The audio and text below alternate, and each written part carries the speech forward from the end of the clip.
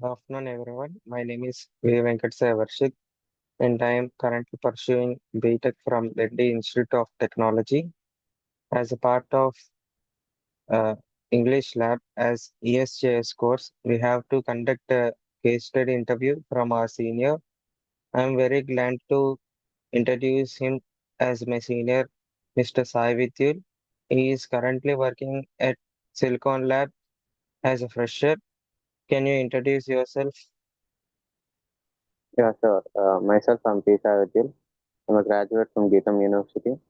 Uh, I recently got placed in Silicon Labs and I'm working for Silicon Labs now. So there have been many ups and downs in my journey. So I'm here to share a few moments about my journey. Yeah, can we start our interview? Yeah, sure. So, what were the key factors that you helped in get this job? So honestly, the biggest thing that helped me was having my fundamentals really clear. I made sure I understood microcontrollers, communication protocols, and digital electronics thoroughly. At the same time, I didn't just stick to theory. I worked on small hands-on projects using Arduino and STM boards. Those projects gave me a lot of confidence and also impressed interviewers because I could show that I knew how to apply concepts in real life. Another big factor was consistent coding practice.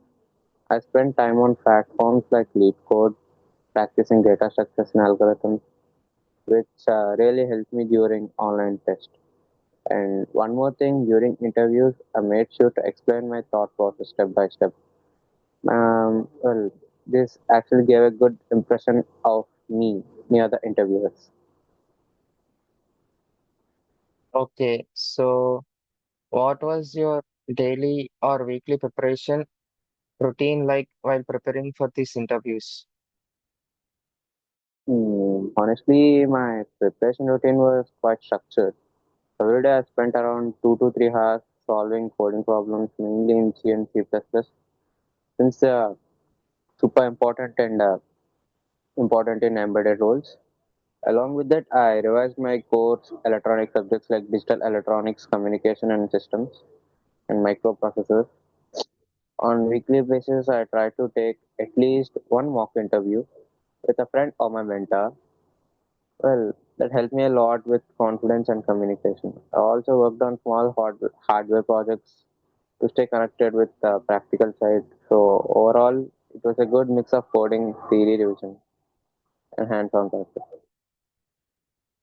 Okay, so can you share any challenges that you have faced during the job search and how you overcome them?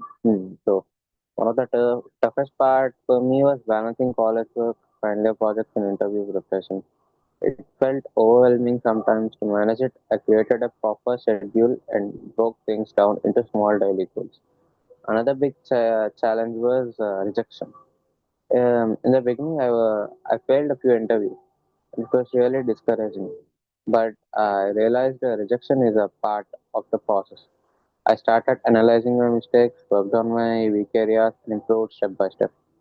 Also, I didn't have access to advanced hardware in the beginning, so I may do the low cost boards like Arduino and even simulation tools, which gave me a good practical exposure without needing all these expensive kits.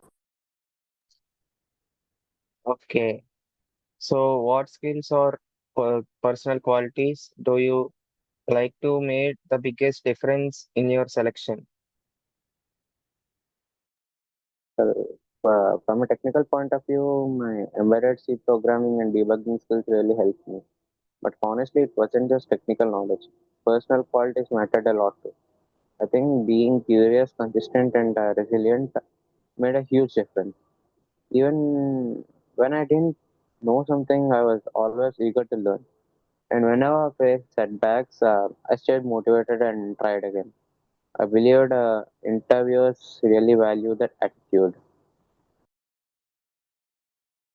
Okay, so how do you stay updated with the industry trends and the skills even after getting this job? Well, getting the job It's just the start. You'll have to keep learning. For me, I regularly follow Silicon Lab blogs and product updates. They release a lot of technical resources that are really useful. I also attend webinars and training sessions. And I stay active in online communications like embedded.com and Stack Overflow. On top of that, I love experimenting with evaluation kits and side projects in my free time, and well, that keeps me updated and sharp. Okay. So what is the advice do you give to students or freshers for preparing for the similar roles? Mm, my advice is kind of simple. Focus on basics. Be clear with electronics, microcontrollers, and communication systems. Along with that, practice coding daily, especially in C and C++, since they are widely used in embedded roles. Try to build at least 2 or 3 projects that show practical skills. They don't have to be complicated. Even a small sensor-based IoT system or a simple communication demo works great. And most importantly, don't get discouraged by rejections. Like everyone faces them, treat them as feedback, improve yourself, and keep going. Consistency is a key. So small efforts every day will pay off in a long run. Yeah. Yeah, thank you for this interview. It was a great time to speak with you. Thank you, Anna.